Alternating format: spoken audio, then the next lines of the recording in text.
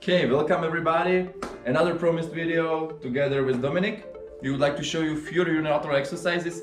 If you have, for example, problems with balancing both legs, or you have one leg after an injury, it's better to train them separately so you can balance them before you go into some bilateral exercises where you can easily shift the weight on one side. Plus, it's a bit safer because you don't have to hold that much weight. Yeah, you only want to exhaust one leg and the whole body is supporting the weight. First, and one of the few exercises you can do basically anywhere, is split squat. It's called split squat because you are in this nice split. Yeah, here you have a support on your fingertips, mainly with your big toe. On the front leg you want to maintain the hip, knee, ankle positioning. You don't want your knee to be collapsing in. You don't want to lose here the position of the feet. You want to maintain the arch and the contact with the whole foot. Many people say that it should be like 50-50 regarding the weight. I prefer to have a little bit more weight on the front leg as you go up, because it's decreasing the stress on the rear leg and you are really using the front leg, and with the small hip lean you will emphasize your rear part, your posterior chain a little bit more.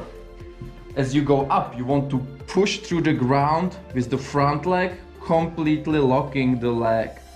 And as you descend down, you want to make it nice and slow, really stable, and again finishing here. One of the mistakes people often make is that they make a bit larger step and then their pelvis is rotating out. Yeah, so you are going in this position if we really overgraduate. Yeah, so you want to be slightly in the position like you are pushing the opposite hip in front of you. You don't want to let it shift backwards. You want to make really good glute contraction. You are slightly pulling with your shoulders away from your ears to make the lats active, and you just go up and down. This is like a semi-unilateral exercise. You are not on one leg, you have a little bit of support from the second one, so it's like a prerequisite for the real unilateral exercises. If you really master this, you can add some resistance. You can grab dumbbells, a package of waters, whatever you have. You will put it into your hands. You want to have them nice and straight. And again, you do few reps, slowly descend down, press through your heel and go up. Nice and straight torso, hip, knee, ankle in one line. Okay, this was a split squat. If you want to progress it, you have another great variation, and it's a little bit harder, so you don't need that much resistance, and you can again do it at your home. You can use the support on your sofa, on your chair, basically anywhere. So Dominic, please go into the starting position. In the starting position, you are standing on one leg. Again, hip, knee, ankle alignment. You don't want to lose the foot positioning. You don't want to let your pelvis shift backwards. You want to be vertical towards the wall.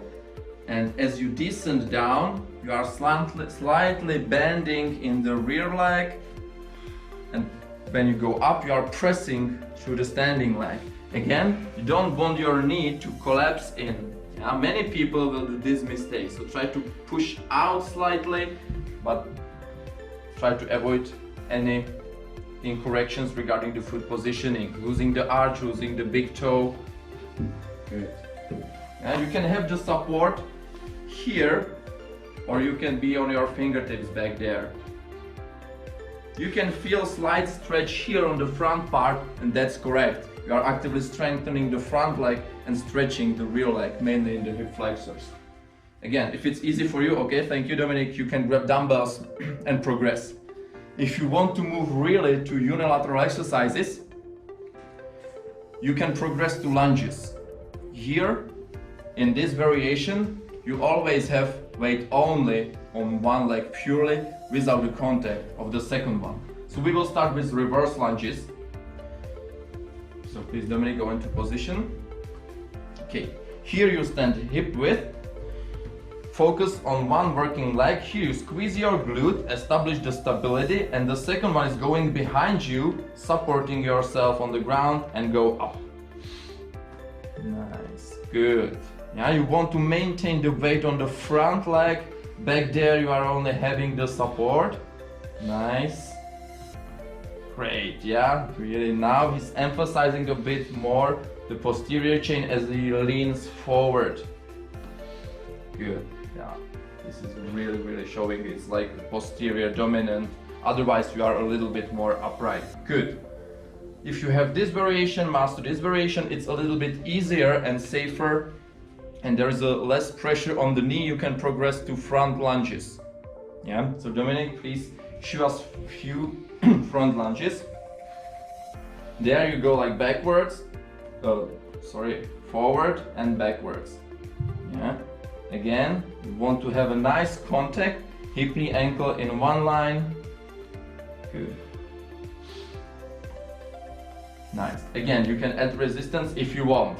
And if you really make it a little bit more complicated, teach people how to shift from one leg to another. You can progress to variation where you have one lunge forward, one lunge backward. So try to show us the variation. Good. Good. And now he's go backwards with the opposite leg, front with the right one, then the left one go backwards. Good. And now you shift your legs. Forward with left one, backwards with the right one. And this is really hell for your legs. Mainly if you add some resistance, it's really hard for stability. You need to switch it from one to another. Then you can also do side lunges. If you don't have these slides, you can slide on the ground. You can use basically anything from the towel or this rubber band, mini band, sorry. Not rubber, it's with cotton, so you can slide on that. But here you will also stretch and strengthen your adductors, plus we are moving into another form. Yes, and go back. You are going with the weight mainly on the standing leg, but the second one is actively pulling to activate the adductor as you go back. Nice. Good. Then you switch sides and you have another great variation. It's not just moving forward and backwards, you are now nicely moving to another plane of motion to the side. Good. Yeah. And again, you want to maintain the position of the pelvis here.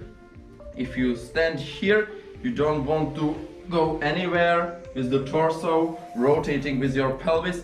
As you go down, you can, and again, use the variation with the counterbalance, where you go with the dumbbells in front of you. This again shifts the center of mass a bit, and it's more quad dominant. Thank you for the video. Of course, there's plenty more unilateral exercises you can do, but these are the most favorite and useful one you can do at your home.